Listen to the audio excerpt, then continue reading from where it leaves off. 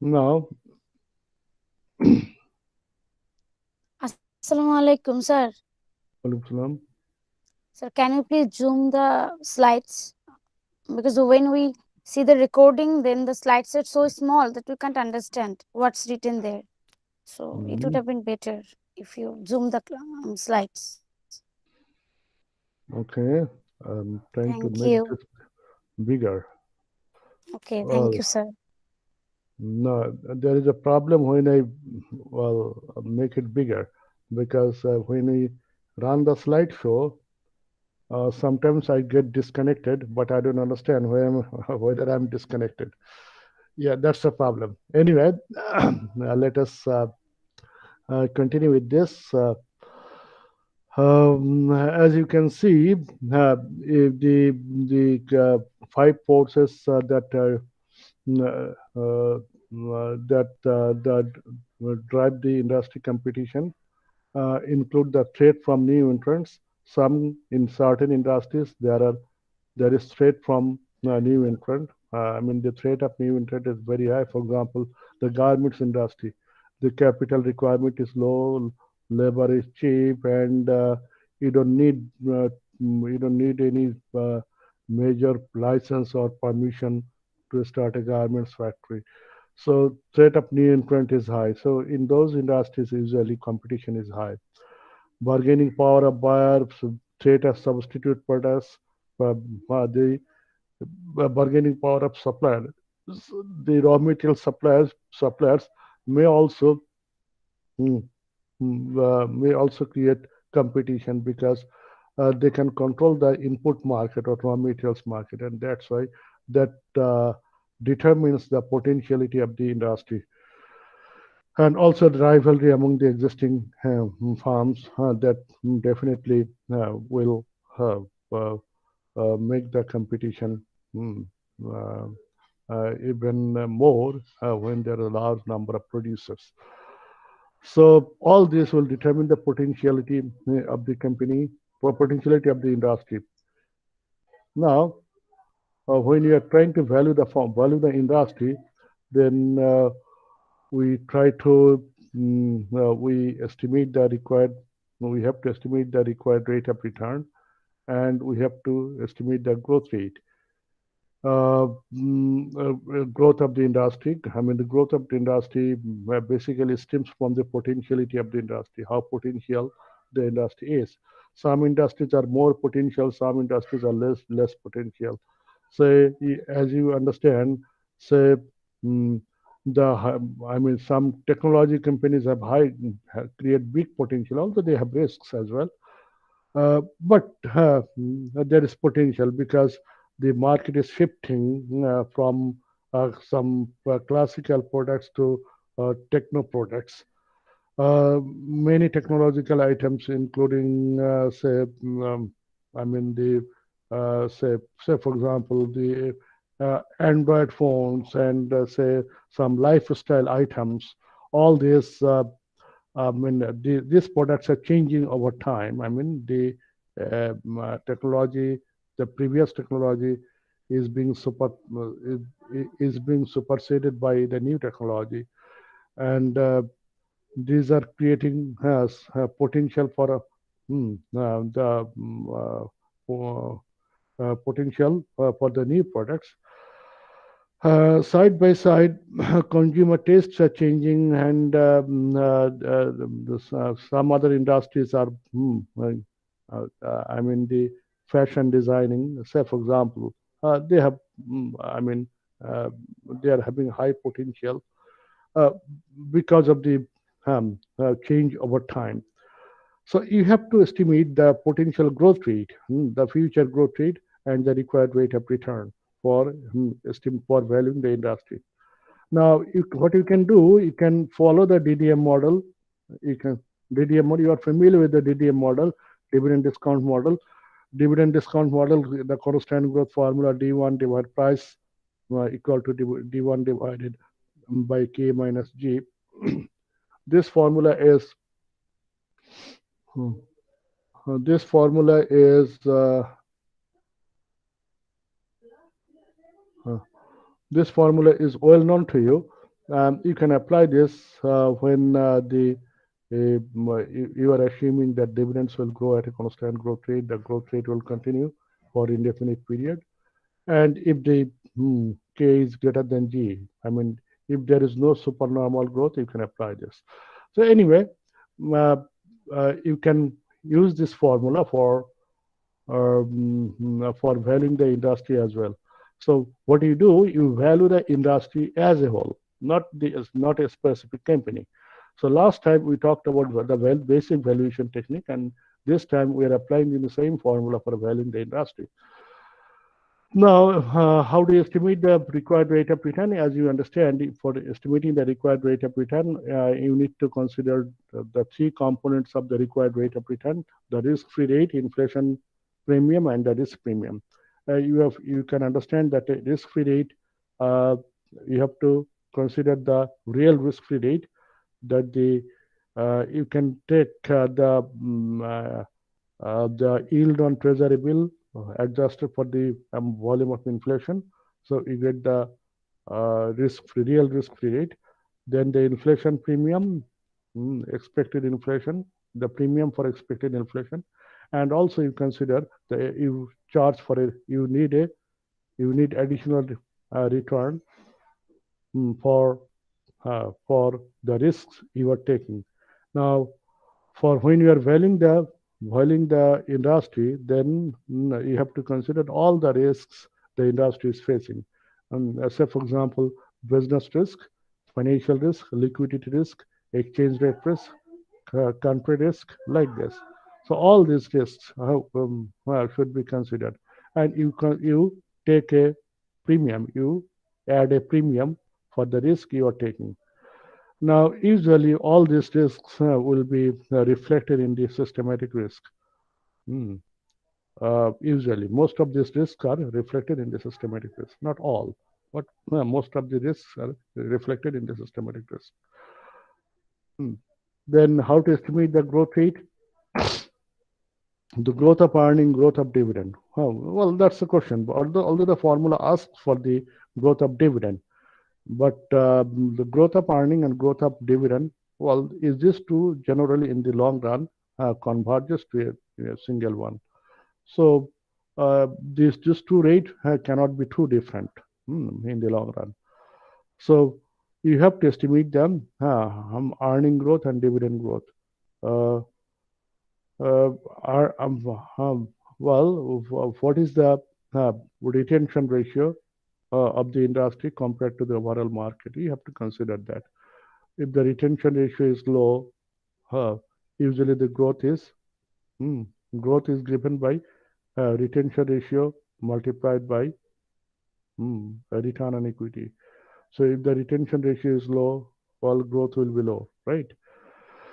So for return on equity is a function of net profit margin, total asset turnover, and financial leverage. You this is you are familiar with this. I mean, এটার সাথে আপনারা পরিচিত হয়েছেন in DuPont analysis. Return on equity is the product of net profit margin multiplied by total asset turnover and equity multiplier or financial leverage. So net profit margin multiplied by this multiplied by this multiplied by this. So product of these three is equal to ROE, return on equity.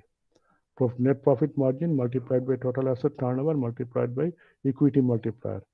Net profit margin equal to net profit divided by sales.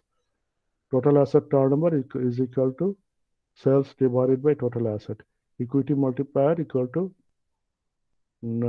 total asset divided by common equity. So that gives a return on equity. Anyway, you can apply FCFE model to value industry. To value the industry, you can, like valuing the company, you can value the industry as well. To value the industry as well, you can estimate the FCFE, free cash flow to equity. Well, last time we discussed free cash flow to operating free cash flow to the firm. And also we introduced the concept of FCFE, free cash flow to equity. This is free cash flow to equity. So how do you estimate the free cash flow to equity? We take the net income plus depreciation minus capital expenditure minus change in working capital minus debt repayments plus new debt issues. So all this, this makes your FCFE. So you forecast the FCFE for the next few years. You have to estimate the FCFE, free cash flow to equity, for the next few years. For how many years? Well, that depends. Maybe 5 to 10 years or more than that. Usually, it is better to estimate. It is better to estimate the FCFE for the period till the maturity stage of that industry. Now, now you estimate the FCFE, then FCFE divided by, well, FCFE, you have to estimate the terminal value of FCFE as well. You have to estimate the terminal value of FCFE, like the terminal value of FCFF. You have to estimate the terminal value of FCFE as well. Then you discount the FCFEs and the terminal value. Then you divide it by the number of shares. You get the value per share. That's the way it goes. So it is like data, and the terminal value is estimated as FCFE divided by KE minus G. And also, if the FCFE grows at a constant growth rate, you can use this formula. Value is equal to FCFE for the next period divided by cost of equity minus G. What you should remember is in FCFF model, we used WSCC, and in FCFE model, we use the cost of equity. This is the cost of equity. Remember this, cost of equity.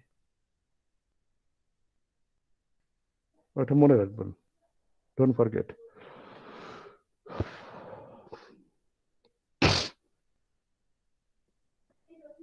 Any questions up to this? Any questions?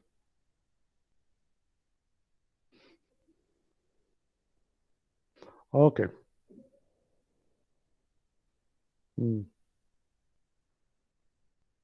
Now you can also take you can also apply the two-stage growth of FCFE model. It can be like two-stage DDM model, two-stage DDM model, or supernormal growth model. These are similar models. You can apply those models as well. In the first stage, there is higher growth rate of FCFE, and during the later period, next in the second stage, FCFE is assumed to grow at a constant growth rate, like the supernormal growth rate model of dividend discount model. Supernormal growth of dividend. You can take this. You can apply the same technique in constant growth FCFE model to value the industry. Anyway, আমি industry ভ্যালুয়েশনটা আসলে আমি করে দেখাচ্ছি না, আমি company ভ্যালুয়েশনটা আমি করে দেখাবো হয়তো, ইন্ডাস্ট্রি ভ্যালুয়েশন আমি করে দেখাচ্ছি না, বাট যখন ইন্ডাস্ট্রি কোম্পানি ভ্যালুয়েশন আসবে তখন আমি এটা করে দেখানো হবে। আমরা একটু মুভ করি, কারণ এটাতে সময় চলে গেলে আমরা অনেক কিছু মিস করে ফেলবো। Estimating the earning per share, how do you estimate the earning per share? Earning per share আপনি কিভাবে estimate করবেন? To estimate the earning per share, you can estimate, you can forecast the sales per share. আপনি sales per share আপনি forecast করতে পারেন. So what do you understand? You have to forecast. You have to forecast the sales per share. You can do time series analysis for forecasting the sales per share, input-output analysis, industry-economy relationship. You should consider, well, how is the industry affected with the change in the economy? If the economy moves into recession, how is the industry affected? There are certain industries which are more affected by the change in the economy. If the economy moves into expansion, the industry gets a big boost. And if the economy moves into recession, industry is also moves downward. Mm, Downward, I mean, significantly. So how is the industry economy relationship? Based on that, you make a forecast of sales per share. Mm. Then you try to estimate the earning. You make forecasting of earning. Apni, you have to forecast the earning. So after forecast, you forecast the earning, um, and also you forecast the industry competition. You analyze the industry competition.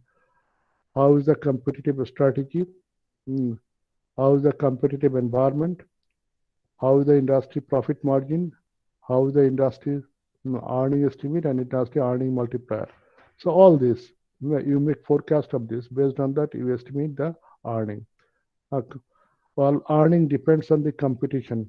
Now, if there is severe competition within the industry, well, earnings will be relatively low because competition forces prices to be down.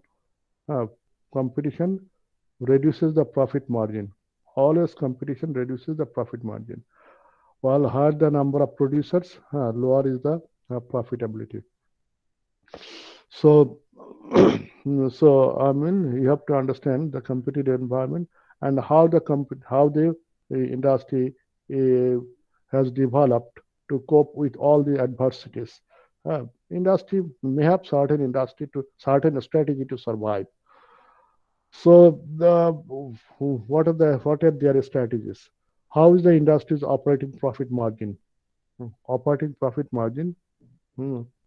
How is the industry operating profit? Some in certain industry where competition is fierce, usually operating profit margin is only, only normal. It's a normal hmm, profit margin.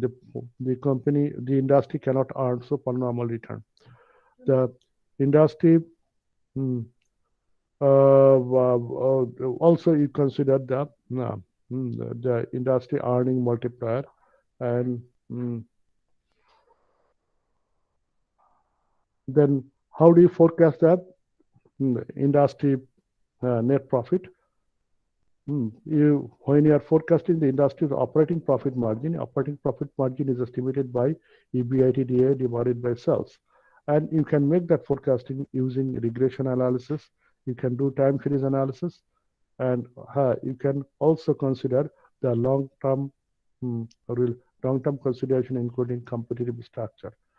So, given the competitive structure of the industry, you make forecasting of the industry's operating profit margin. Now, we cannot discuss all this in details because in regression, well, if we have to do regression analysis or time series analysis for this, right at this moment, it will take a single class. We cannot afford to do that right at this moment. But based on the history, based on the future potential, you can make a forecast. You forecast the depreciation expense. How is the depreciation expense? Meaning the depreciation expense. That's a charge the company has to make for estimating the amount of profit. Depreciation estimate. What you can take is we can take certain percentage of PPE, property, plant, and equipment. You can see PPE, property, plant, and equipment. Property, plant, and equipment. Depreciation expense to PPE. Say this depends on the average useful life of the asset.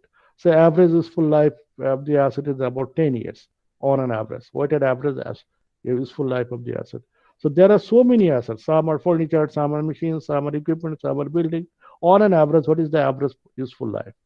And property, plant, and equipment, you charge certain percentage of property.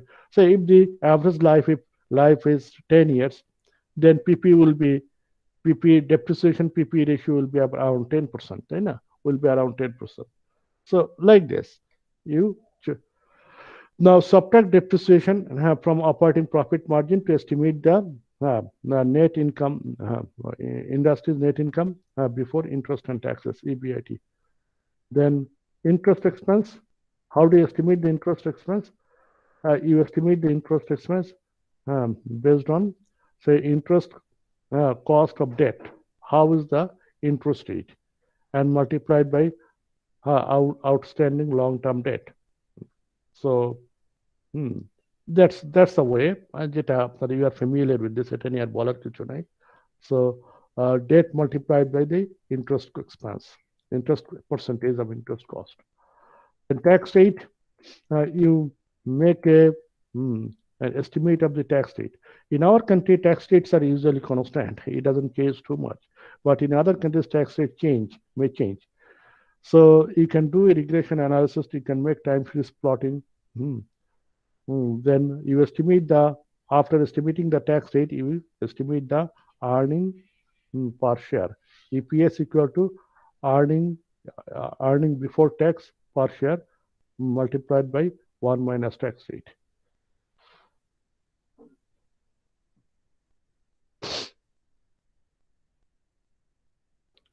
Okay. Now the how do you estimate the industry earning multiplier? Earning multiplier, you got familiar with the PE ratio, price earning multiplier for a company, for estimating the value per share of a company. Now you can apply the same for the industry as well. So how do you do that? So what you can do, you can try to understand the relationship between multiplier for the industry and the market. Well, how is the earning multiplier for the entire market, and how is the earning multiplier for the industry? So, well, how do you make this forecasting? Well, the earning multiplier or PE ratio depends on a number of factors. One is the required rate of return, the expected growth rate of earning and dividend, and the dividend payout ratio. So these three will determine the PE ratio. We discussed this in an earlier class. আগে একটা ক্লাসে এটা নিয়ে আলোচনা হয়েছিল যে আমরা constant growth formula থেকে এটা করা সম্ভব, যেমন আমরা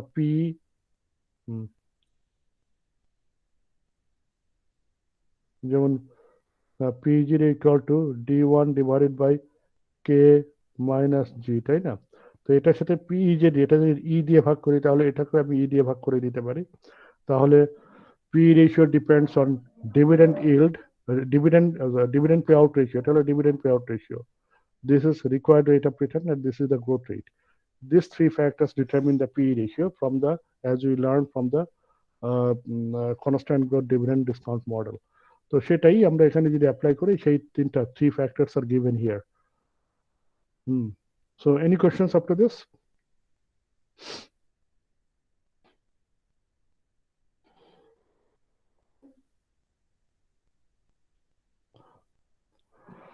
Now the microanalysis, you have to estimate the variables that influence the industry earning multiplier. আপনি within the industry কোন factor আছে? Say what you can do, you can compare the industry multiplier and market multiplier. You compare the dividend payout ratios of the industry and the market. You can estimate the required rate of return. You can estimate the growth rate. Then you can growth rate within the companies within the industry, among the companies within the industry. So then you can do you can make a forecasting of the earning multiplier. Then you can derive the price to book value ratio, price to cash flow ratio, and price to sales ratio for the particular industry. এটা industry ভ্যালুয়েশনের জন্য এটা করতে পারেন. আমরা এটা আর খুব বেশি আমি এক্সটেন্ড করতেছি না, কারণ আমরা ইন্ডাস্ট্রি ভ্যালুয়েশনটা এত বেশি করি না যতটা আমরা কোম্পানি ভ্যালুয়েশন করি. কোম্পানি ভ্যালুয়েশনে যখন যাব, তখন যেটা আমরা আলোচনা করেছি সেটা আমাদের পরবর্তী চ্যাপ্টারে আসবে, তখন এটা আমরা ইন ডিটেলস এটা আলোচনা করব. সুতরাং আমি এখানে আর টাইম স্পেন্ড করছি না.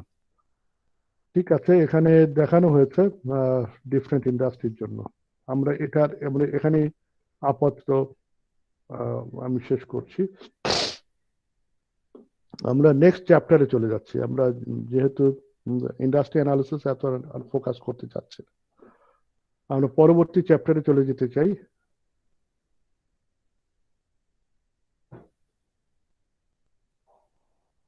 Any questions up to this?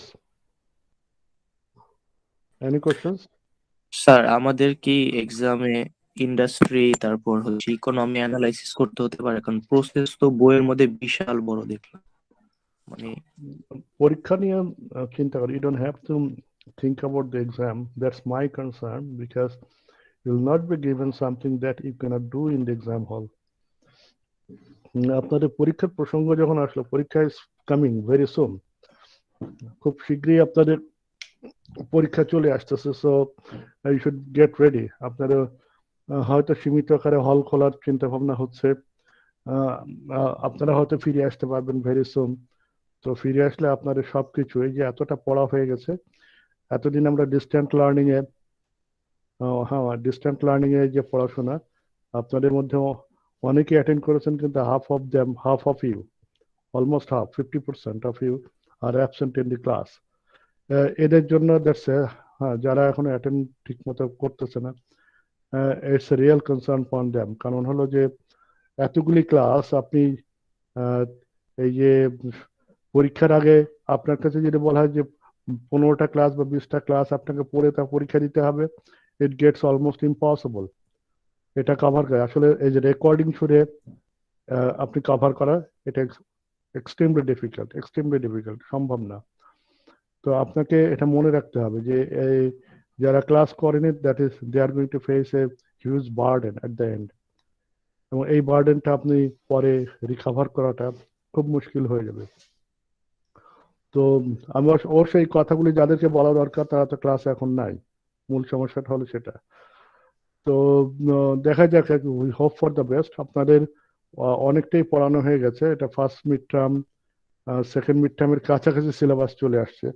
So এতটা পড়ানো হয়ে গেছে অলরেডি। তো এটা আপনাদের যদি কোনো সমস্যা থাকে ইউ ক্যান ডিসকাস, যেটা আপনাদের রিকভার করতে সাহায্য করবে। এর জন্য টাইম আসলে ইন পার্সন ফিজিক্যাল ক্লাসে যে ইন্টারাকশন গুলো হয়, সেটা অনলাইন ক্লাস অনেক ক্ষেত্রেই হয় না। সেটা ওই ইন্টারাকশনটা আসলে প্রয়োজন, যে কে কোথায় বুঝতেছেন না। আমি একটা প্রবলেম যখন আলোচনা করি, বোর্ডে যখন সলভ করি, তখন এটা সমস্যাগুলো আপনারা বুঝতে পারেন। একটা প্রবলেম করতে দিলে আপনারা যখন সলভ করেন তখন সমস্যাগুলো বুঝতে পারেন, যেটা অনেক ক্ষেত্রে আমরা সেভাবে হয়তো আমরা এখানে অ্যাপ্লাই করতে পারছি না। Anyway, do you have any questions? কোনো প্রশ্ন আছে? মিড টার্মের সিলেবাসটা বলা যাবে? আচ্ছা, এটা আপনাদেরকে একটা দিয়েছে না, কোর্স আউটলাইন? স্যার কোর্স আউটলাইনে যেটা আছে ওটাই। ওটা কোন হ্যাঁ। পর্যন্ত দেওয়া আছে? জি স্যার, আমি একটু দেখছি। আমি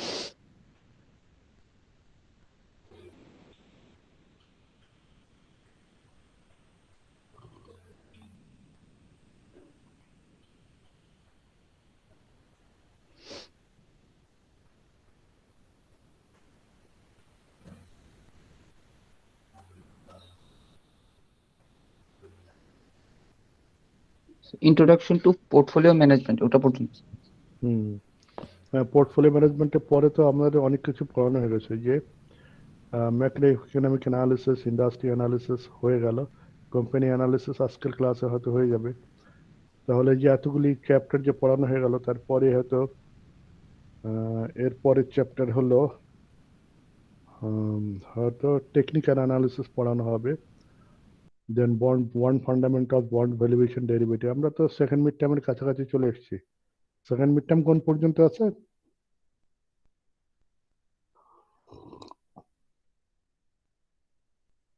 স্যার টেকনিক্যাল অ্যানালাইসিস এ পর্যন্ত। এই যে প্রায় কাছাকাছি চলে এসেছি আমরা।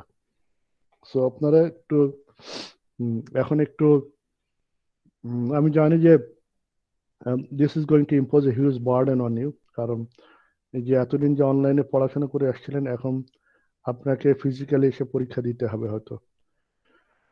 তো so get ready for everything আর কি। আপনারা তৈরি হয়ে যান, তৈরি হতে থাকেন, মেন্টালি তৈরি হন এবং প্রস্তুতি নিতেও থাকেন। আর কোনো প্রশ্ন থাকলে প্রশ্ন করে ফেলবেন, তাতে যেটা হবে যে অন্তত যেগুলো এখনো ক্লিয়ার হয়নি সেটা ক্লিয়ার হয়ে যাবে। এবং you'll be better prepared for the exam.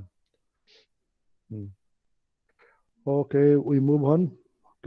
Anybody has any question? কারো কোনো কোশ্চেন আছে? আমি জানি ইন্ডাস্ট্রি অ্যানালিসিস একটু আমি খুব দ্রুত পড়িয়ে গেলাম, কিন্তু আমি ওখানে একটু ফোকাস করতে চাচ্ছি না, আমি কোম্পানি অ্যানালিসিসে ফোকাসটা বেশি করতে চাই। So that's why I didn't discuss industry analysis too much. Sir আসসালামু আলাইকুম। ওয়ালাইকুম সালাম। স্যার তাহলে কি 5টা চ্যাপ্টার থাকবে, মানে পোর্টফোলিও ম্যানেজমেন্ট পর্যন্ত হিসেব করলে 5টা চ্যাপ্টার হয়, তো আমাদের মিড টার্মে কি এই 5টাই পড়তে হবে? ফার্স্ট মিড টার্মের জন্য আমি ওইটাই রাখতে চাই, আমি বেশি এর চেয়ে বাড়াতে চাই না। স্যার এর চেয়ে কি কমানো যায়? মানে কমালে যে সমস্যাটা হবে যে আপনি পরবর্তী মিড টার্মটা কিভাবে দিবেন আপনার সেটা চিন্তা করতে হবে। কারণ আপনার প্রথম দিকে একটু চাপ বেশি পড়া ভালো, কিন্তু আমি চাপ বেশি দিচ্ছি না, যতটুকু আছে ততটুকুই থাক। এটা অ্যাপ্রক্সিমেটলি 1/3 অফ দ্য সিলেবাস, সেটা সেভাবেই রাখা হয়েছে। জি স্যার। আমি এটা কমালে যেটা হবে যে আপনার পরবর্তী মিড টার্মে আপনাকে এটা পড়তে হবে, তাই না? তখন কিভাবে জি স্যার, কভার সেটা অবশ্যই। ঠিক ওকে, আছে। Thank you sir. হ্যাঁ, মোস্ট ওয়েলকাম। আর কিছু আছে? আর স্যার কোয়েশ্চেন সম্পর্কে কোনো ধারণা দেওয়া যায় যে কিরকম হতে পারে? হ্যাঁ, শর্ট কোশ্চেন আপনার ক্লাসে প্রবলেম সলভিং প্রচুর করানো হয়েছে, তাই না? মনে আছে? হ্যাঁ, প্রচুর জি জি প্রবলেম করানো হয়েছে। হ্যাঁ, প্রবলেমগুলোই করেন। হ্যাঁ, এগুলো আপনারা শর্ট সেলিং এর প্রবলেম করানো হয়েছে, মার্জিন ট্রেডিং এর প্রবলেম করানো হয়েছে, এই যে পোর্টফোলিও ম্যানেজমেন্টের যে ভ্যারিয়াস ক্যালকুলেশনের প্রবলেম করানো হয়েছে।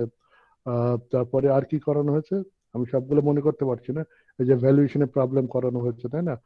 সুপার যে কনস্ট্যান্ট গ্রোথ ফর্মুলা, দেন সুপার নর্মাল গ্রোথের constant growth, super normal growth of dividend, valuation model with super normal growth, এই ধরনের অনেক প্রচুর প্রবলেম করানো হয়েছে। যে প্রবলেমগুলো এই ছোট ছোট প্রবলেম, হ্যাঁ, এগুলো করতে হবে।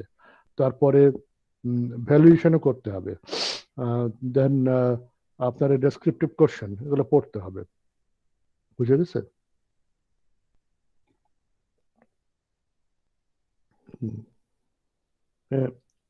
Anything else? আর কোনো প্রশ্ন আছে?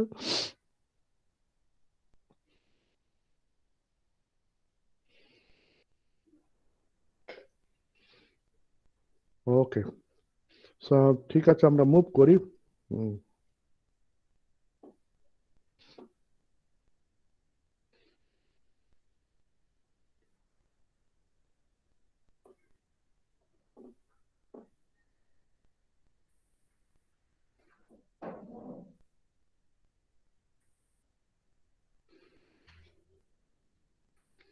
Now, our discussion is on company analysis and stock valuation.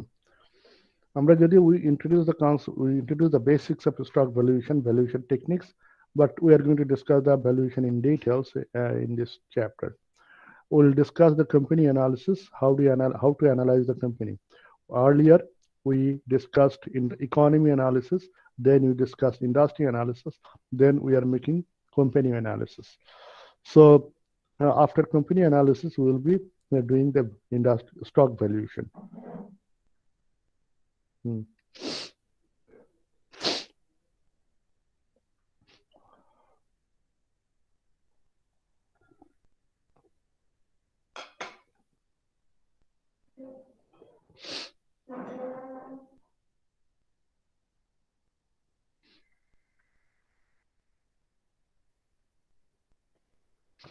Now, company analysis. You have to choose a certain industry, right? Based on industry analysis. Now, within the industry, you have to choose certain company in which company's stock you should make investment. Where do you put your money? In which stock do you put your money? You choose certain industries, and then within the industry, you pick up certain stocks. So you have to choose certain stock. How do you make the choice? In a certain industry, all companies are not equally good. Some companies are good, some companies are bad. Some companies have good potential, some companies do not have that much potential. So you have to make the analysis which companies have better potential given the risk of the firm. What are the best companies? Now, after discovering the best companies, now you try to understand whether those company share price is reasonable. Reasonable means are the share prices more than the intrinsic value or lower than the intrinsic value? Based on that analysis, you decide to invest in that particular stock. So how do you do that? এটা কিভাবে করবেন, তাই তো?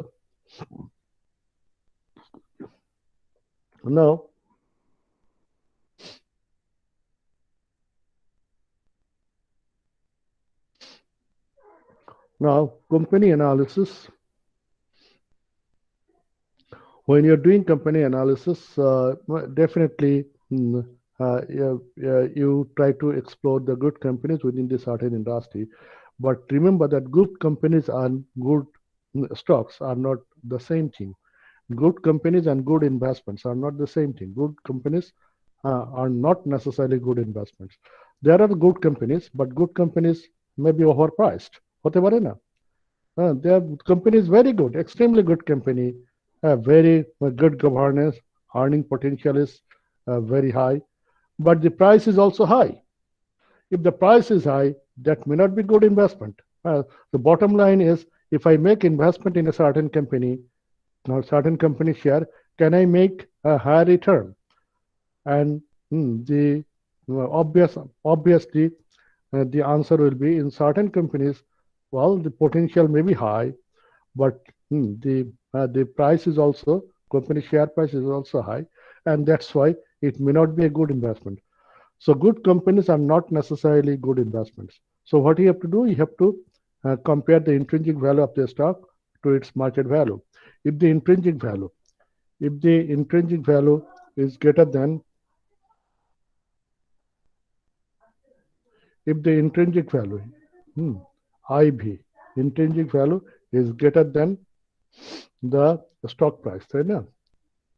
Intrinsic value is greater than the stock price. তাহলে কি হবে?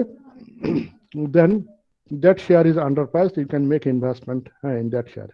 And if the intrinsic value is lower than the stock price, that means the stock price is higher than the intrinsic value. That company share is overpriced in the market. So that may not be a good buy. That may not be a good investment. So the company is great company. Company has great potential, but maybe overpriced in the market. So that may not be a good investment at the end. So now you have to have this understanding first. Good companies may not be good investments, and stock of a growth company may not be a growth stock. Growth company and growth stock, these two are different. Well, we're going to discuss this. So differences between growth companies and growth stock. What's the growth company? Growth companies are those companies that experience above average increases in sales and earnings. Growth companies are those companies that experience above average increases in sales and earning. They have a higher earning and they have higher sales. They have higher sales and higher earning, higher increase in sales and higher earning. Now yield rates, the yield rates of return greater than the firm's required rate of return. The firm's firm's rate of return is higher than the required rate of return. But growth stocks are not necessarily growth companies. A growth stock has higher rate of return than other stock with a similar risk. I mean, higher rate of return if any investor invests in the share of that company. Well, how is the return? So if you invest in a growth company, not necessarily you will attain a very high rate of return, because the growth company's stock may be already overpriced. Could I make you understand? বোঝাইতে পারছি? Growth company শেয়ারটা হয়তো already ওভারপ্রাইসড হয়ে আছে, সেখানে হয়তো বেশি earning করার সুযোগ নাই। তো এই জন্য growth stock is different. Growth stock is different from growth companies. A growth stock has higher rate of return than other stocks with similar risk. Now, superior risk-adjusted return occurs because of the market undervaluation compared to other stock. That is, if the stock is undervalued, there is possibility of higher rate of return than other companies. So you have to differentiate between these two, growth companies and growth stock. Now, defensive companies and defensive stocks.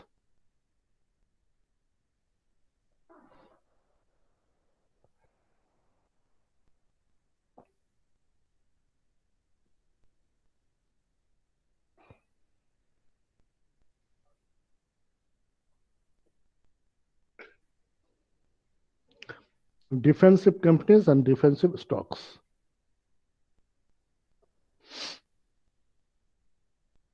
Now, who are the defensive companies? What are the defensive companies? The defensive companies are those companies whose future earnings are more likely to withstand an economic downturn. Defensive companies are those companies whose future earnings are more likely to withstand an economic downturn. That is, if there is a decline in the economy, if there is a recession, if there is an adverse movement of the economy, if the economy moves towards a recession, if there is an economic downturn, the company's share price, company's earnings will not decline. Company sales volume will not decline, company's earnings will not decline. For example, the power sector companies, the electricity companies, their demand usually does not decrease too much with an economic downturn. Economic downturn হলে তাদের demand খুব একটু কমে যায় না, তাই না? Power sector. দেন এই যে আমি যেটা বলেছিলাম যে ইউটিলিটি কোম্পানিজ, তাই না? এদের ডিমান্ড কমে যায় না। So these companies have low business risk. These companies have low business risk, এবং as well as they didn't take too much borrowed capital. So public utilities, maybe the food chains, খাবারের demand হয়তো এত বেশি কমে যায় না আর কি in times of recession, in times of economic downturn. So those are defensive companies having low business risk. And defensive stocks are those stocks for which the rate of return is not expected to decline too much relative to the market. If the market declines, stock market declines, their return will not decline. If the market decline করে, their return will not decline too much. Their return, the decline in their return will be much lower than the average decline in the overall market. So those are defensive stocks. So defensive stocks are not necessarily defensive companies. The market যদি stock market যদি decline করে, তাহলে তাদের রিটার্নটাও decline market চেয়ে কম decline করবে, অথবা decline আদৌ করবে না। So stocks with low or negative systemic risk, stocks having low beta stocks are defensive stocks. Defensive stocks have low beta কম হয় তাদের। যেমন যদি মার্কেট বেটা কত, what is the market beta? Market beta is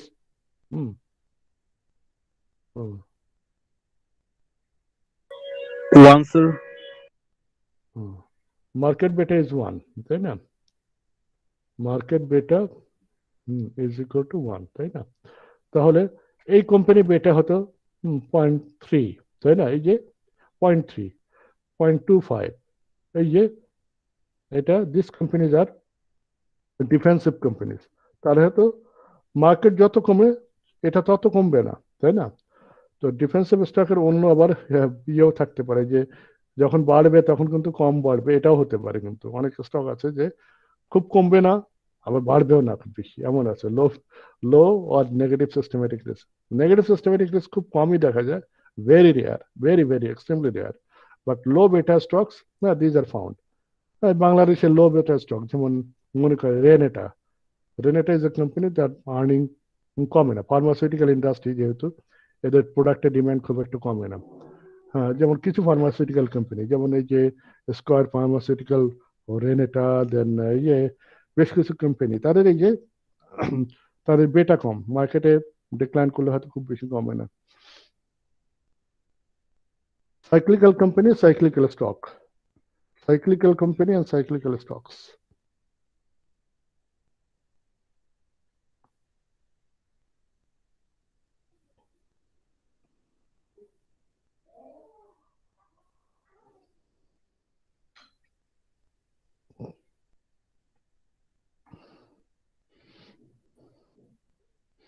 Now, certain companies are cyclical companies. That is, the companies whose sales and earnings will be heavily influenced by the by the economy or by the aggregate business activity. যেমন আমরা বলেছিলাম, if the economy moves into recession, certain industries have huge decline in business. যেমন we talked about the aviation industry, tourism industry, steel industry, automobile industry, heavy machinery industry, তাই না? These are all cyclical companies because their business depends on the depends on the economic condition. If the economy moves into expansion, they get a significant, their business activity will increase significantly. If the economy moves into recession, their business will decline significantly. So these are cyclical companies. So, and the cyclical stocks are those stocks who have greater changes in rates of return than the overall market rate of return. তাদের rate of রিটার্নটা বেশি হয় market rate of রিটার্নের চেয়ে। যেমন market যত percent বাড়ে তাদের rate of return বেশি বাড়ে তার চেয়ে। তো এটার this cyclical stocks have high beta stocks. Cyclical stocks are high beta stocks. Like, say beta is equal to 1.550. That's a high beta stock. Market যদি 1% বাড়ে, এই কোম্পানির স্টক রিটার্ন হয়তো বাড়বে হয়তো 1.5%, তাই না? বিষয়টা এরকম। তো মার্কেটের চেয়ে বেশি বাড়ে, তাই না? বেটা ইকুয়াল টু 2, মার্কেটের চেয়ে দ্বিগুণ বাড়ে, তাই না? বেটা ইকুয়াল টু 2.5, মার্কেটের চেয়ে 2.5 গুণ বাড়ে, সেটা বিষয়টা এরকম। সো হাই বেটা স্টকস আর সাইক্লিক্যাল স্টকস। তো so you have to differentiate between cyclical stocks and cyclical companies. And speculative companies and speculative stocks. Speculative companies and speculative stocks. Speculative companies are those companies whose assets involve great risk, but they have high possibility of higher gain as well. So they have higher risk and also higher possibility of return. So those are speculative companies. So a good example of a speculative company is oil exploration. যেমন এতে ঝুঁকিও বেশি, রিটার্নও বেশি। oil exploration, যেমন oil exploration company যদি এতে ঝুঁকি আছে অনেক, oil পেতেও পারে নাও পেতে পারে, তাই না? আমাদের দেশে গ্যাস এক্সপ্লোরেশন, যেমন গ্যাস এক্সপ্লোরেশন কোম্পানি, এটাও highly risky. Gas exploration company, highly risky.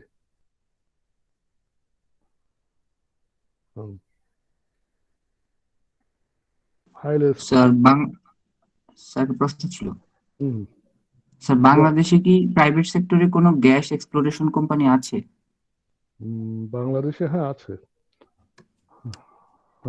আছে মানে এটা গভর্নমেন্ট সেক্টরে আছে, কিন্তু প্রাইভেট সেক্টরে যারা করে সেটা হলো মোস্টলি ফরেন ওন্ড এবং জয়েন্ট ভেঞ্চার আর কি। ফরেন ওন্ড, এগুলো বিদেশি। তো যেমন অফশোর গ্যাস এক্সপ্লোরেশন, যেমন এখন বঙ্গোপসাগরে কিছু ব্লককে ভাগ করে দেওয়া হচ্ছে, এটা গ্যাস এক্সপ্লোরেশন করছে এখন সার্টেন কোম্পানিজ, কিছু বিদেশি কোম্পানিকে দায়িত্ব দেওয়া হয়েছে এক্সপ্লোর করার জন্য। তো এই কোম্পানিগুলো সমস্যাটা হলো এটা হাইলি রিস্কি, গ্যাস পেতেও পারে নাও পেতে পারে, কিন্তু যদি পেয়ে যায় 10টা ফিল্ড নিয়ে যদি একটা পেয়ে যায়, তাহলে এই যে there is possibility of huge return, এই একটা দিয়ে তার সমস্ত খরচ উঠে আসবে এবং it will produce higher rate of return. যেমন এই যে বায়োটেক কোম্পানি বুঝেন, বায়োটেকনোলজি কোম্পানি ক্লাসে বলে নিই, আমি বলেছি তো, এই যে ভ্যাকসিন তৈরি করে biotechnology company, they try to develop medicine, they try to develop vaccine. এই যে ভ্যাকসিন যারা তৈরি করে, হাইলি না রিস্কি ইন্ডাস্ট্রি, তাদের ঝুঁকি অনেক বেশি, ঝুঁকি অনেক বেশি এবং রেট অফ রিটার্ন অনেক বেশি। কারণ তারা যদি একটা প্রোডাক্ট ডেভেলপ করতে পারে, that will be the gain of life time, সারা জীবনের আয়। যেমন আপনার লটারি টিকিট পেলে যেমন একটা বিশাল গেইন করেন, বিষয়টা এরকমই, যে আপনি যদি আপনার ইনভেস্টমেন্ট ইন স্পেকুলেটিভ কোম্পানি যদি একটাতে যদি এটা ক্লিক করে বা এটাতে অপরচুনিটি যদি ম্যাটেরিয়ালাইজ করতে পারে, ইন দ্যাট কেস হ্যাঁ the stock holder the company will earn a huge return. তো এটা আপনাদের মনে রাখতে হবে, স্পেকুলেটিভ কোম্পানিজ।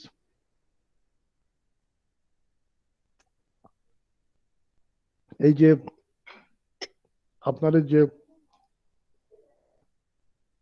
অক্সফোর্ডের যে ভ্যাকসিন যিনি তৈরি করেছেন, তিনি একজন টার্কিশ অরিজিন, একজন জার্মান ভদ্রলোক এবং খুব সাধারণ মানুষ, কিন্তু দেখেন সেই এটা তৈরি করার পরে সে one of the richest man হয়ে গেছে, শুধু একটা ভ্যাকসিন তৈরি করার কারণে।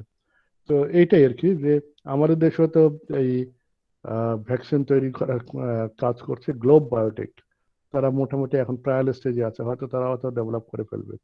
So one product is enough to get a significant return. So আমরা বলছি, we talked about speculative companies, and also you have to differentiate this from speculative stock. The speculative companies and speculative stock. The speculative stocks are those stocks which possess a high probability of low or negative return, and the low probability of normal or high rates of return. যে সমস্ত স্টকে লো অথবা negative রিটার্নের সম্ভাবনা বেশি এবং high অথবা normal রিটার্নের পসিবিলিটি কম, এমন স্টককে বলা হয় speculative stocks.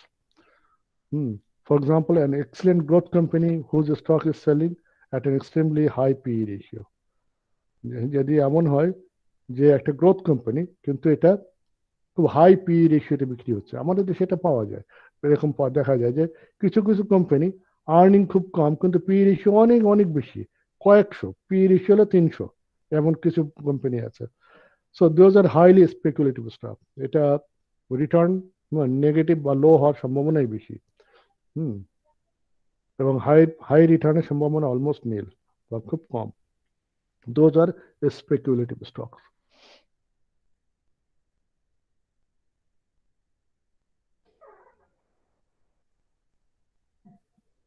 Now, value stocks and growth stocks. Growth stocks will have positive earning surprises. Growth stocks have positive earning surprises and above average risk-adjusted rates of return. Growth stocks have positive earning surprises and above average risk-adjusted return because the stocks are undervalued. So, those are growth stocks. That means the stocks are undervalued and there is high positive earning surprises. Earning surprise বলতে কি মিন করা হয়, যে হঠাৎ করে high earning দেখা দিতে পারে কোনো একটা পার্টিকুলার স্টকে। এটা হতে পারে হাই আর্নিং অনেক সময় অনেক কারণেই হয়, যেমন এই যে এবছর ভ্যাকসিন আমদানির কারণে এবছর আর্নিং সারপ্রাইজ আসছে, হাই আর্নিং আসবে বলে বেক্সিমকো ফার্মাসিউটিক্যাল, কারণ তারা ভ্যাকসিন ইম্পোর্ট করছে এবং মোটামুটি তারা একটা সিগনিফিক্যান্ট অ্যামাউন্ট তারা এখান থেকে আর্ন করবে। এটা পরিমাণে অ্যারাউন্ড 750 crore টাকা তারা হয়তো আর্ন করবে by simply importing the vaccine. এরকম হঠাৎ করে একটা হাই আর্নিং সারপ্রাইজের সম্ভাবনা হতে পারে, সেটা those are growth stocks.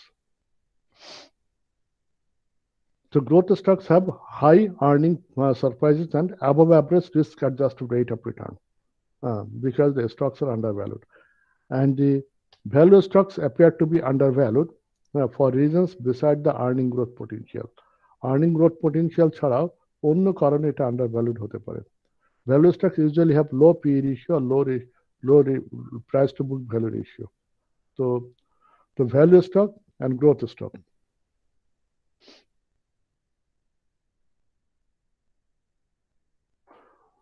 Now, we discussed economy analysis, then we discussed industry analysis, then we discuss the company, we are discussing the company analysis.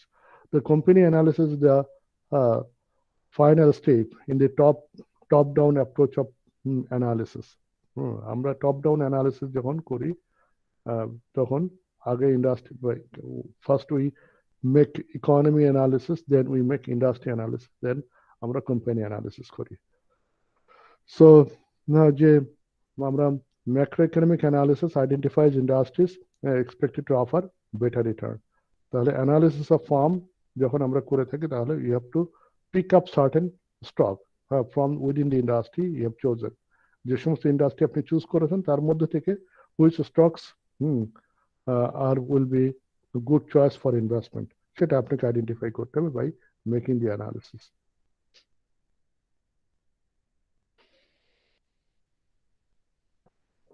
Now, when you make the analysis, if you see that the economic trends are favorable for the industry, that is, the economy is moving in certain direction that will favor the industry. যেমন economy এখন ভালোর দিকে যাচ্ছে, and the industry will be benefited from that. তাহলে যেমন automobile industry is benefited from economic expansion, তাই না? তাহলে you can make an investment in automobile industry when the economy is expected to move upward. Economy expansion এর দিকে যাচ্ছে. At that time আপনি করতে পারেন, আপনি যেমন অটোমোবাইল ইন্ডাস্ট্রিতে আপনি ইনভেস্টমেন্ট করতে পারেন, অথবা you can invest in say steel industry অথবা কনস্ট্রাকশন ইন্ডাস্ট্রি, যেগুলো ইকোনমি যখন এক্সপ্যান্ড করে তার থেকে যখন গ্রো করতে পারে যে সমস্ত industry. So after choosing the industry, then what you can do, firms with sales or earning particularly sensitive to macroeconomic variable should also be considered. যে সমস্ত ফার্মের সেলস এবং আর্নিং ম্যাক্রোইকোনমিক ভ্যারিয়েবলের সাথে লিঙ্কড, ওই সমস্ত ফার্মকে আপনি চুজ করতে পারেন. যেটা আমরা বললাম যে এই একটু আগে যে কোম্পানিগুলো, যে ইন্ডাস্ট্রিগুলো বললাম, those are favored by the economy. If the economy moves upward, their business will also move upward. Now, there can be structural influences. Now, couple of things you should also consider. Social trend. It's not only the industry analysis and economy analysis. There are certain other factors like social trends, technology, change in technology, political factors, or regulatory influence can have significant influence on the firm. Social trends. আপনার এই যে অনেক কিছু আছে, অনেক product আছে absolute হয়ে যায় simply because of social trend. যেমন আমরা কনজিউমার টেস্ট কিন্তু চেঞ্জ হয়ে যায়, সোশ্যাল ট্রেন্ড চেঞ্জ হয়ে যায়. যেমন আপনার আগের যে লাইফস্টাইল ছিল, লাইফস্টাইল তো এখন একরকম নাই. তো দ্যাট ইজ এ চেঞ্জ আর কি. এই যে ওভার টাইম যে চেঞ্জগুলো আসে, সেই চেঞ্জ এবং simply structural change. There can be change in the structure, say like there can be change in technology, there can be change in political atmosphere, there can be change in regulation. Regulatory influence can be there. So regulation change হওয়ার সাথে সাথে কিন্তু একটা বিশাল change আসতে পারে. যেমন কথা বলি যে আমি যে টোবাকো প্রোডাক্টটা যদি এরপর হাই ট্যাক্স ইম্পোজ করা হয়, তো ইম্পোজ করলে কিন্তু তখন তার ব্যবসাটা কমে যায় আর কি. তাই বিষয়টা এরকম যে regulation May change lot of things, অনেক চেঞ্জ নিয়ে আসতে পারে. যেমন একটা রেগুলেশনের কারণে একটা ইন্ডাস্ট্রি যেমন এটা খুব খারাপ অবস্থায় চলে যেতে পারে, আবার খুব ভালো অবস্থায় চলে যেতে পারে. যেমন আমাদের দেশে আপনি খেয়াল করে দেখবেন যে আমাদের দেশের ট্যানারি ইন্ডাস্ট্রি, ট্যানারি বলতে ট্যানারি অ্যান্ড লেদার প্রোডাক্টস, এরা কিন্তু দে আর নট ডুইং ওয়েল. আমাদের ট্যানারি কোম্পানিগুলো they cannot export their products, এদের প্রোডাক্ট কিন্তু এক্সপোর্ট করতে পারে না। কেন পারে না? পারে না এই কারণে যে তারা তাদের এটা ইন্টারন্যাশনাল যারা বায়ার যারা আছে তারা দে মেড এ রুল, তারা নিজেরা একটা একটা রুল তৈরি করে নীতি, they agreed on in principle that the countries which are not complying the environmental regulations, they are not going to buy products from them. যে সমস্ত দেশে এনভায়রনমেন্টাল রেগুলেশন কমপ্লাই করা হয় না তাদের থেকে তারা প্রোডাক্ট কিনবে না। এখন tannery industry makes pollution, tannery industry কিন্তু প্রচুর পলিউশন করে। তো পলিউশনটা যদি রিডিউস করার জন্য they have to establish ETP. ETP হলো effluent treatment plant. Effluent treatment plant দিয়ে তাদেরকে এই ট্যানারি যে বর্জ্য এফ্লুয়েন্ট এটাকে they have to treat, and treatment করে সেটাকে নর্মাল করে নিয়ে আসা, এটাকে এনভায়রনমেন্ট ফ্রেন্ডলি করে নিয়ে আসা। তো ইটিপি তাদেরকে এস্টাবলিশ করতে হয়। তো ইটিপি না থাকার কারণে অনেক আমাদের দেশের কোম্পানিগুলো ইটিপি অধিকাংশ নাই। এখন যেটা হচ্ছে আগে ট্যানারি কোম্পানিগুলো মোস্টলি লোকেটেড ইন এই যে এই জায়গাটার নাম কি যেন, এই যে হাজারিবাগে আগে লোকেটেড ছিল, এখন এই হাজারিবাগ থেকে সাভারে লোকেট করা হয়েছে। কিন্তু সেখানে ইটিপি আছে, ইটিপি চালু করতে গিয়ে সেখানে কোন একটা ঝামেলা হয়েছে। ঝামেলা বলতে ইটিপিটা এখনো চালু করা সম্ভব হয়নি। সরকারি কোম্পানি, সরকারি জিনিস তো, যেটা হয় যে টেন্ডার দেওয়া আছে, যে যার কাজ করার কথা সে ঠিক মতো কাজ করেনি বা এই জাতীয় কিছু একটা হয়েছে, হয়তো কন্ট্রাক্টরকে নিয়ে হয়তো মামলা চলতেছে বা এই জাতীয় কিছু, এটার জন্য আটকে আছে বেশ অনেক বছর ধরে। যে কারণে এই ট্যানারি কোম্পানিগুলো দে আর ইন ডিস্ট্রেস কন্ডিশন। দেখেন একটা সিম্পল রুল, যাদের তাদের বায়ার ইন্টারন্যাশনাল বায়ার যারা আছে, they made a rule, they agreed on principle that they will not buy from those countries who are not complying with the environmental regulation. দেখেন, that has a destructive impact on the tannery industry in Bangladesh. বাংলাদেশে এখন দেখেন কোরবানির চামড়া কেনার মতো কোনো মানুষ নাই। খেয়াল করে দেখেছেন এর ইম্প্যাক্ট কোথায় যে ঠিকছে? যে তো এই যে বিষয়গুলো, যে one single rule, one single regulation, one single change in technology, one single change in societal value system may change a lot. এর কিন্তু একটা ইন্ডাস্ট্রির জন্য একটা বিশাল একটা ইম্প্যাক্ট নিয়ে আসতে পারে। তো এইটা আপনাকে মনে করতে হবে যে এর ইম্প্যাক্ট গুলো কি। আমরা শুধু এই যে ইকোনমি অ্যানালিসিস আর এগুলো পড়লাম, এ দিয়ে সবকিছু না, আপনাকে জাজমেন্ট অ্যাপ্লাই করতে হবে। Lot of judgements you have to make. হ্যাঁ, তো যে আমরা যদি এখন টোবাকো যদি ব্যান করে দেওয়া হয়, যেমন বাইরে কিন্তু আমাদের দেশে যতটা রেস্ট্রিকশন আছে টোবাকোর উপরে, অন্য দেশে কিন্তু এর ইনফ্যাক্ট এই রেস্ট্রিকশন গুলো আরো বেশি। যেমন ওখানে টোবাকো কিন্তু তারা কোনো সিগারেট বিক্রি করে না যদি 18 বছর বয়স না হয়। বুঝতে পেরেছেন? আমি কানাডায় দেখেছি 18 বছর বয়স না হলে বিক্রি করবে না। যদি সন্দেহ হয় তাহলে তোমার আইডি কার্ড দেখাও, আইডি কার্ডে ডেট অফ বার্থ লেখা আছে, সেটা দেখে তারপরে দেখেন সিগারেট দিবে। আমাদের দেশে তো রাস্তাঘাটে সিগারেট বিক্রি হয়, তাই না? কমপ্লায়েন্স গুলো কম। আসলে এটা হওয়া উচিত ছিল না। একটা one single regulation can bring a lot of change on a certain industry, এটা মনে রাখবেন। তো যেমন এই যে এনভায়রনমেন্টাল রেগুলেশন, আমাদের দেশে একসময় ব্যাঙ রপ্তানি হতো, ব্যাঙের পা খায়, এটা রপ্তানি হতো, এটা চাষও হতো, রপ্তানি হতো। এখন বন্ধ করে দেওয়া হয়েছে। কেন জানেন? ব্যাঙ রপ্তানি যখন শুরু করা হলো, ব্যাঙ চাষ করা হতো আর ব্যাঙ রপ্তানি করা হতো। চাষও করতে আবার মানে এই খাল বিল থেকে ব্যাঙ নিয়ে তারপরে কালেক্ট করে সেটাকে রপ্তানি করা হতো। এই ব্যাঙ রপ্তানি যখনই শুরু করা হলো তখন পোকামাকড়ের পরিমাণ বেড়ে গেল।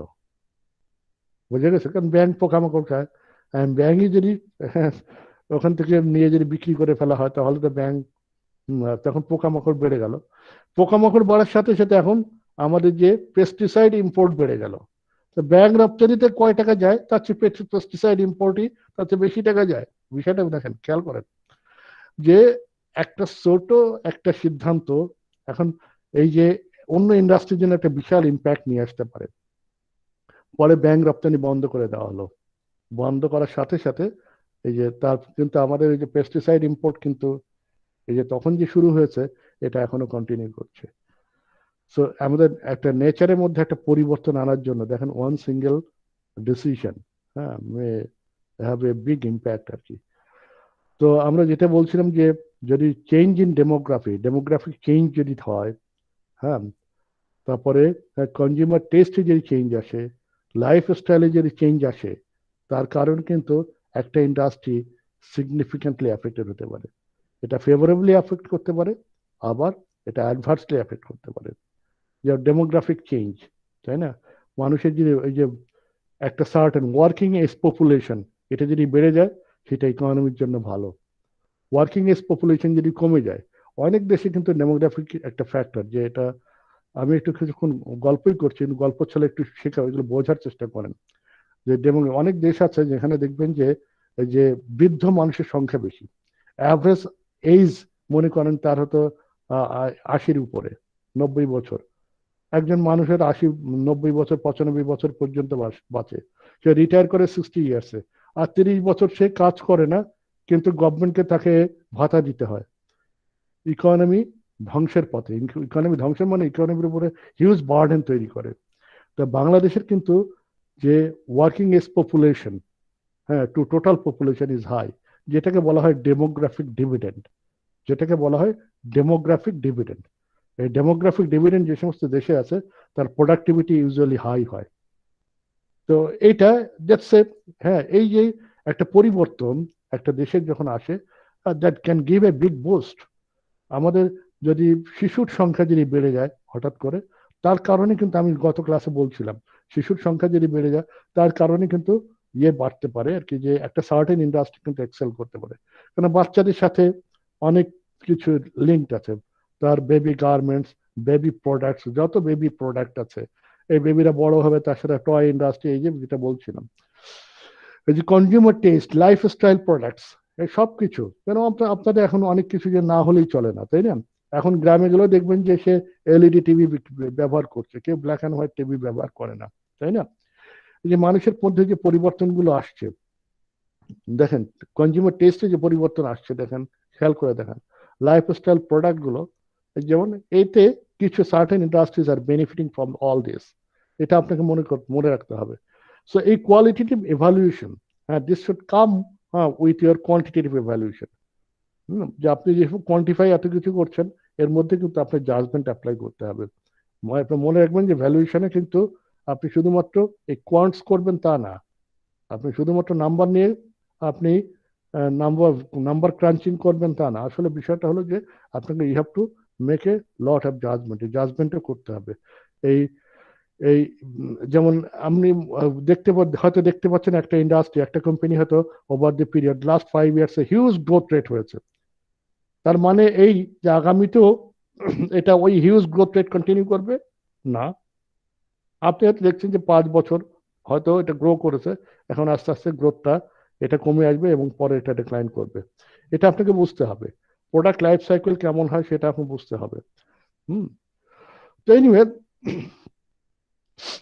যেমন টেকনোলজিক্যাল যে চেঞ্জ আসে, টেকনোলজি চেঞ্জ, একটা টেকনোলজি যখন চেঞ্জ আসে তখন কিন্তু অন্য টেকনোলজিকে এটা পিছনে ফেলে দেয়, and some industry may fall behind because of the change in technology. নতুন টেকনোলজি আসছে, অন্য একটা প্রোডাক্ট অবসলেট হয়ে যেতে পারে। সো এটা আপনাকে খেয়াল করতে হবে। এবং হ্যাঁ, নতুন টেকনোলজি আসার পরে হয়তো নতুন একটা প্রোডাক্ট হয়তো সেটা বাজারে তখন হ্যাঁ স্থান করে নেবে, কনজিউমারদের মধ্যে স্থান করে নেবে। তো এটা আপনাকে এই জিনিসগুলো আপনাকে বুঝতে হবে।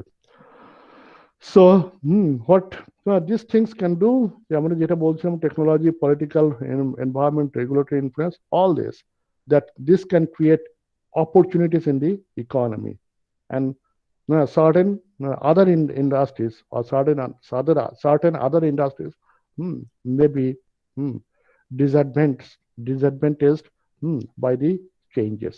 এই যেমন স্ট্রাকচারাল চেঞ্জ বা এই যে পলিটিক্যাল চেঞ্জের কথা বলো, রেগুলেটরি চেঞ্জের কথা, এটা কিছু ইন্ডাস্ট্রিকে বেনিফিট করতে পারে, আবার কিছু ইন্ডাস্ট্রিকে আবার হ্যাঁ এটা কিছু ইন্ডাস্ট্রির জন্য এটা আনফেভারেবল হতে পারে। না, কোম্পানি অ্যানালিসিস আমরা কিছু বেসিক অ্যানালিসিস যেটা আপনারা by this time you got familiar with, যেমন যে আপনারা কিছু অ্যানালিসিস আপনারা করতে পারেন, যে ইন্ডাস্ট্রিজ কম্পিটিটিভ এনভায়রনমেন্ট, এটা আপনারা করতে পারেন। সো হোয়াট ইজ দ্য ফার্মের স্ট্র্যাটেজিক অ্যাপ্রোচ কি, স্ট্র্যাটেজি অ্যানালিসিস এটা করতে পারেন, যে strategy puts the farm may put the farm in a better condition.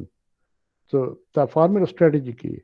So অনেক farmer strategy এমন strategy may create opportunity, and simply because of the strategy the farm may be able to earn supernormal return. So আপনাকে বুঝতে হবে যে what is the strategy of the farm.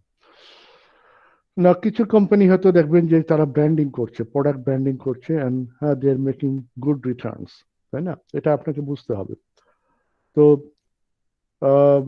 you can make SWOT analysis as well. SWOT analysis: strength, weaknesses, opportunities, and threats. You can analyze the strengths and weaknesses and opportunities and threats, right? What are the differences between the strength and opportunities? Opportunity and strength এর মধ্যে difference কি? The strength হলো something internal. Opportunity that comes,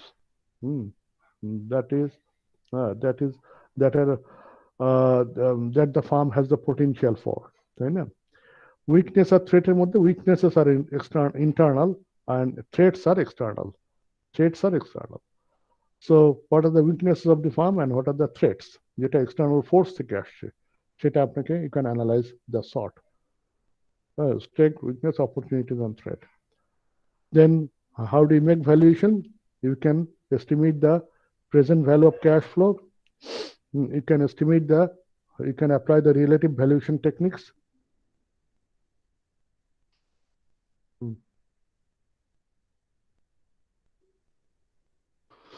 Now, what kind of strategy the farm may have? Farmer ki competitive strategy hote pare.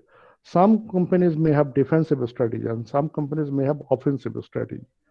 So defensive strategy means farm is positioning itself so that capabilities provide the best means to deflect the effects of competitive forces in the industry, so that they can withstand against all competitive forces. যত competitive force আছে তার থেকে তারা defended থাকতে পারে, সেটা that is a defensive strategy. That is, others cannot harm them. They have to defend. They develop their strategy to defend themselves. So other competitive forces, effective competitive forces cannot do harm to them. That is a defensive strategy. Offensive strategy involves use of company's strength to affect competitive industry forces. Competitive industry forces তারা যেটা করতে পারে, they put their strength to affect the industry company and they position themselves in a better condition, তাই না? তারা ইন্ডাস্ট্রিতে তাদের better position, তাদের পজিশন ইমপ্রুভ করার চেষ্টা করে, so that they can attain higher sales growth rate, they can charge higher price of their product, they can make higher profit, তাই না? That is offensive strategy. So sometimes companies are defensive, companies take a defensive strategy, sometimes the company takes offensive strategy. এই offensive স্ট্র্যাটেজিতে হয়তো ফার্মকে হয়তো অতিরিক্ত investment করতে হয়। অনেক farm offensive স্ট্র্যাটেজির জন্য সে ফার্মটা হয়তো যেটা করবে সে হয়তো আরো বেশি বিজ্ঞাপন দিবে, হয়তো বেশি আরো সে ব্র্যান্ডিং করার চেষ্টা করবে, এবং the company will try to sell more. আর defensive strategies they try to protect themselves. তারা অফেন্সিভ না, তারা হয়তো অফেন্সিভ করার মতো হয়তো ইনভেস্টমেন্ট ক্যাপাসিটি হয়তো তার নেই, সে হয়তো ডিফেন্সিভ করছে। So how is the strategy of the farm? That can determine the profitability of the farm, business of the farm. The farm competitive strategies. Farms competitive, আমরা যে competitive strategy কথা বলেছি, two major strategies are noteworthy. যদিও দুইটাই মাত্র strategy আছে তা না, এছাড়া অনেক প্রচুর স্ট্র্যাটেজি আছে, but two strategies are noteworthy, major strategies. One is low cost strategy. Some farms take a low cost strategy. What is this low cost strategy? Low cost strategy that you want to produce at a lower cost, so you become the cost leader in the industry. অনেক company আছে তারা low cost producer, খুব অল্প দামে produce করে এবং বেশি produce করা, বেশি সেল করার চেষ্টা করে, লো কস্ট প্রডিউসার, তাই না? অনেক, যেমন আপনি হয়তো খেয়াল করে দেখবেন যে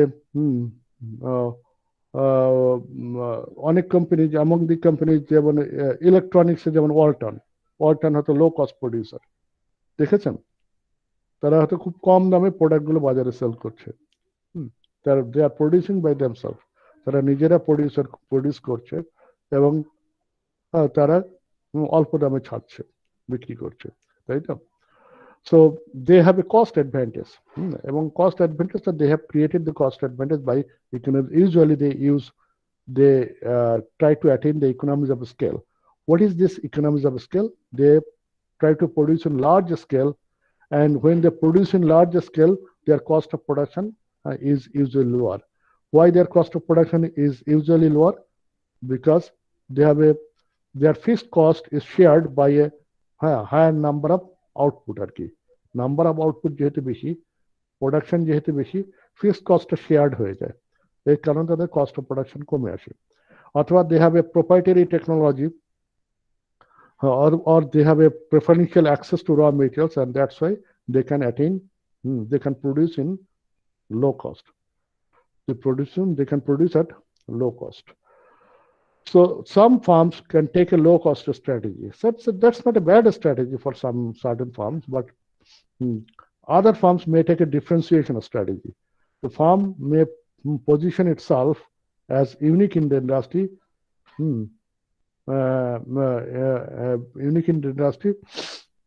So এটা হতে পারে যে the product is differentiated. It is different from others, তাই না? অন্য প্রোডাক্টের চেয়ে আলাদা। তো এটা হতে পারে যে they are producing a better product, or they are providing better service. Their product design is different and unique, and that is not comparable with other products. এটা হয়, অনেকের প্রোডাক্টের কোয়ালিটি ডিফার করে, ভালো বেটার কোয়ালিটি প্রোডাক্টের design দেখতে সুন্দর, প্যাকেজিংটা সুন্দর, অথবা আফটার সেল সার্ভিস বেশি বেটার, এরকম বেশ কিছু অ্যাডভান্টেজ থাকতে পারে। তো some firm can create can take the product differentiation strategy, and by product differentiation strategy, the farm may be able to charge higher price. So যেটাকে বলা হয় premium price. Some farms may charge premium price. A premium price charge করতে পারে। The premium price charge করলে তার profitability বেশি earn করতে পারে। They can sell more. They can sell more by developing brand, and they can they can produce better quality product or unique product, or they may have a better distribution system or unique marketing system, and that can put themselves in an advantage in the market.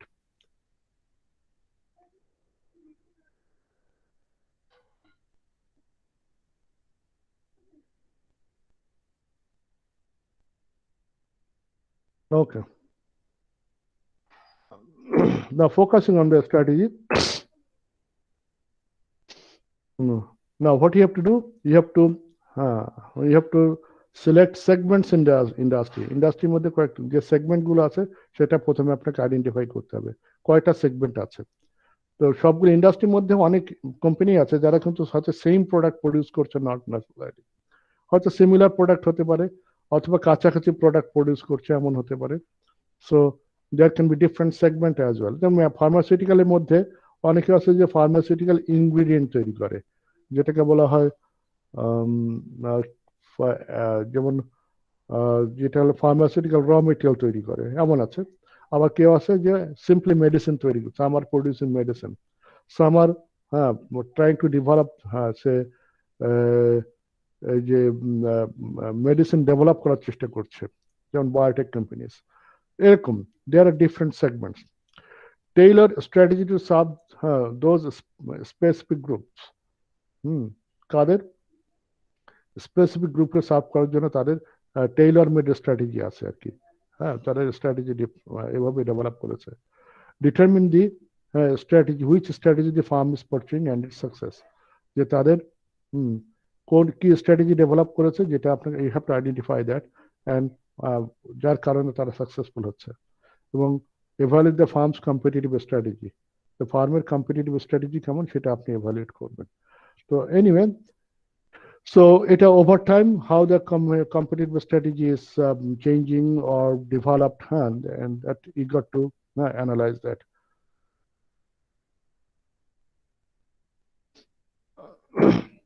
Now, SWOT analysis. The internal analysis include strengths and weaknesses, and external analysis include opportunities and threat. Internal analysis, strength, give a farm a comparative advantage. Strengths will give a farm a comparative advantage in the marketplace. Comparative and competitive বলাতে বোধ better. Perceived strength can include good consumer service, high quality product, strong brand. These are all strengths, তাই না? Better service, তাই না? Service বলেছি। Also, product image, customer loyalty, innovation, R&D, market leadership, and strong financial resources. These are all strengths. Usually, farms who have strengths, the strengths include all this. এছাড়াও strength থাকতে পারে, but these are common strengths that are found among many of the companies. Now, there can be weaknesses. Weaknesses can result when competitors have potentially exploitable advantages over the farm.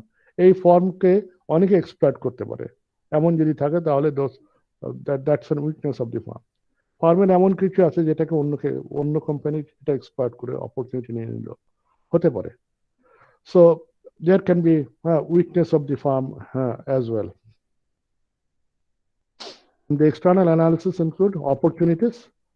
So there can be some other factors that favor the farm.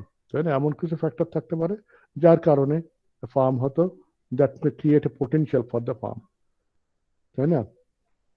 যেমন there can be growing market for the farm's product, যেমন internationally এবং domestically হয়তো তার demand for the product is increasing, অথবা competition কমে যাচ্ছে এমন হতে পারে, অথবা there is a favorable exchange rate shift, যেমন if there is a increase in dollar price, the garments industry usually gets a benefit from that. Identification of a new market or identification of a product segment. So all these are opportunities. And threats can come from the external or environmental factors that can hinder the farm.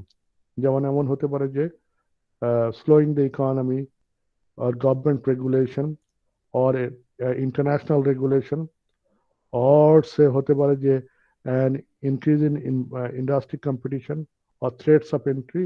All this may create a threat for the farm. Anyway,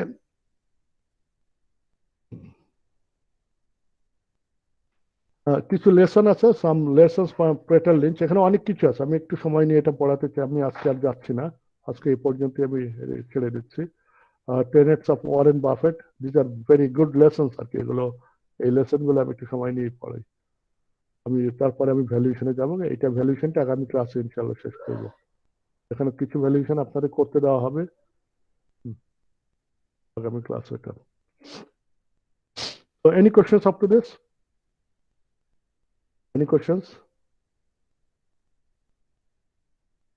Any questions up to this? কোনো প্রশ্ন আছে আপনাদের?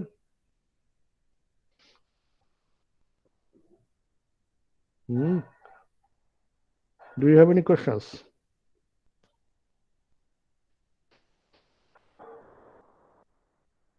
ঠিক আছে, আপনারা আস্তে আস্তে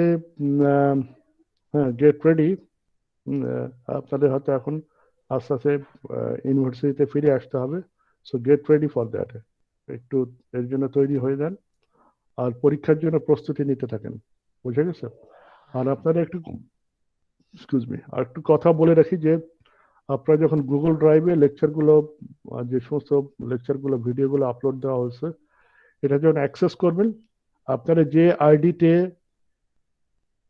আইডিটা ইউনিভার্সিটিতে দেওয়া ছিল আগে প্রথমে সেই আইডি দিয়ে অ্যাক্সেস করবেন, তাহলে আপনার অ্যাক্সেস পেতে অসুবিধা হবে না। অনেকে অন্য আইডি দিয়ে অ্যাক্সেস করার চেষ্টা করেন, বারবার রিকোয়েস্ট পাঠাতে থাকেন। খুবই এটা আমার জন্য একটা একটা করে অ্যাড্রেস করা খুব মুশকিল হয়ে যায়।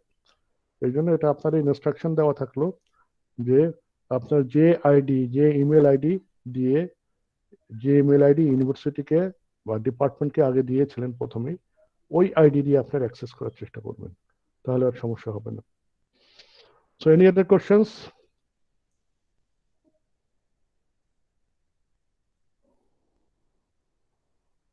ঠিক আছে, আমরা এখন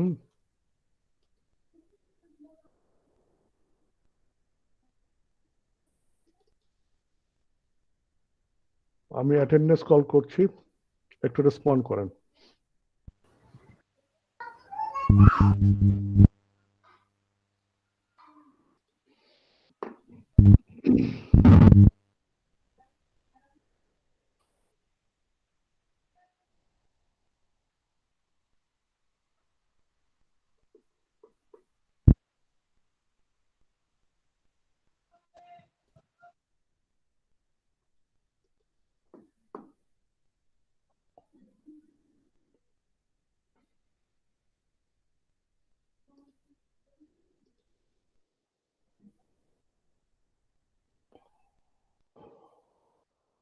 ওকে,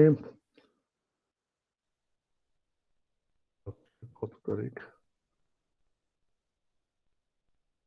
25. Okay. Respond please 24001. Yes, sir.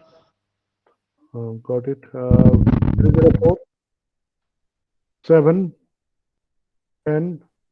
Yes, sir. So 10. Okay, got it. 13. Present, sir. Got it. 17. Present, sir.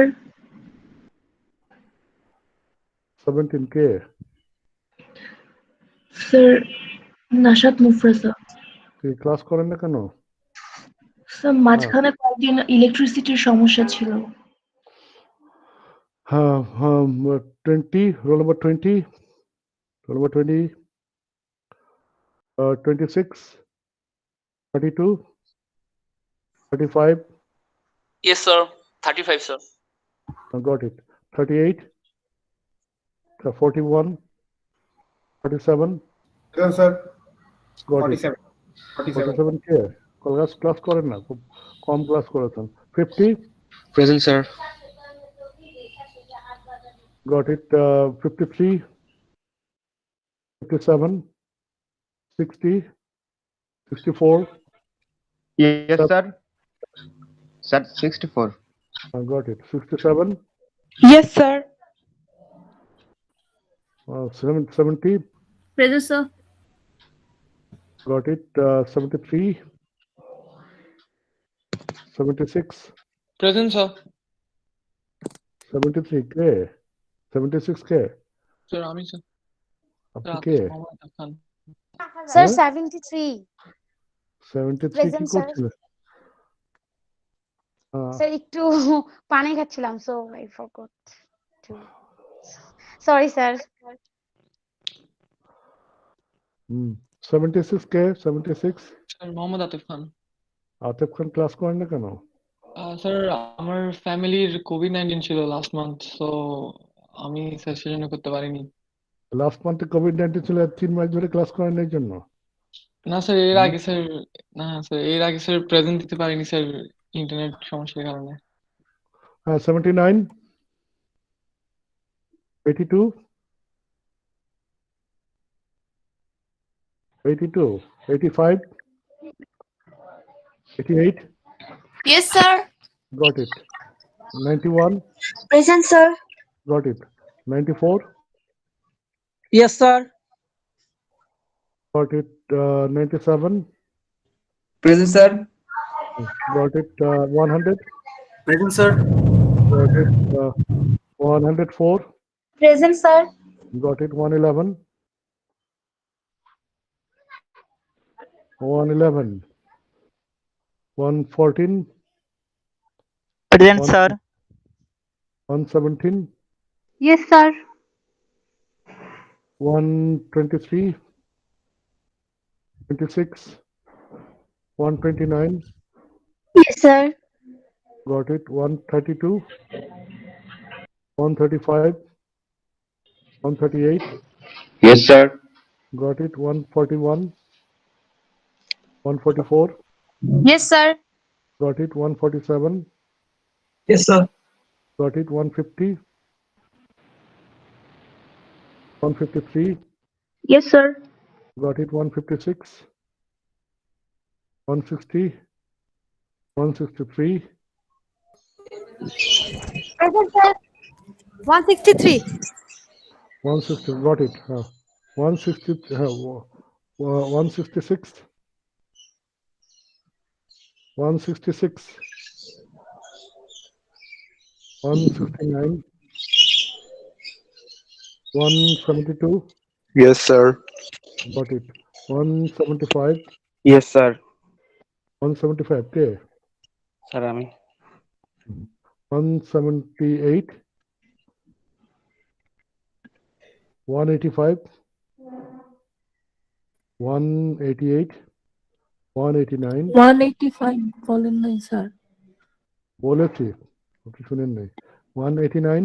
আচ্ছা স্যার, তাহলে প্রেজেন্ট স্যার। হ্যাঁ পেয়েছি। 192. Yes, sir. 194. Yes, sir. 196. 1206. 214. 219. Present sir.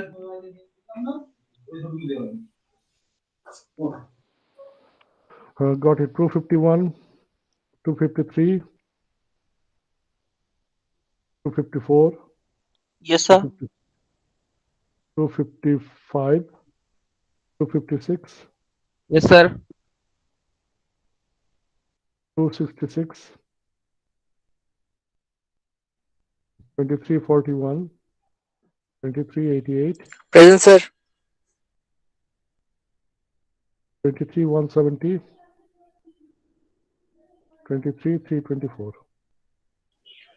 Sir, sir, 20, sir. 20, sir, present, sir. Sir, 20-324. পেয়েছি। Sir, 20-324. হ্যাঁ ঠিক আছে। Sir, 20, sir. আমার phone sir hang করছিল স্যার, আমি তখন বলতে পারিনি। ঠিক আছে। Thank you very much.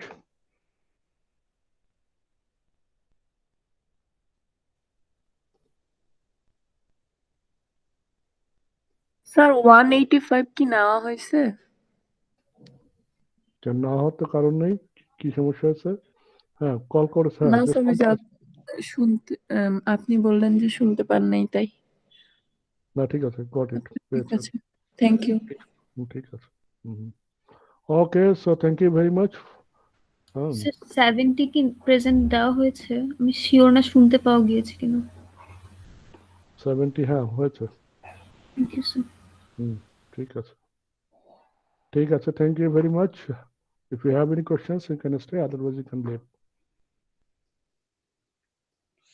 Sir পরীক্ষা কি স্যার আপনি প্রশ্ন দিয়ে দিবেন তারপর আমরা বাসায় করবো, নাকি স্যার 1 ঘন্টা সময় দেওয়া বা এরকম কিছু? এখনো সিদ্ধান্ত হয়নি। আপনার হয়তো ফিজিক্যাল পরীক্ষা হওয়ার সম্ভাবনা বেশি। Mid term sir? হ্যাঁ তাই। মিড টার্ম স্যার ফিজিক্যাল হবে? সেটারই সম্ভাবনা বেশি, যেহেতু ইউনিভার্সিটি খুলে যাচ্ছে।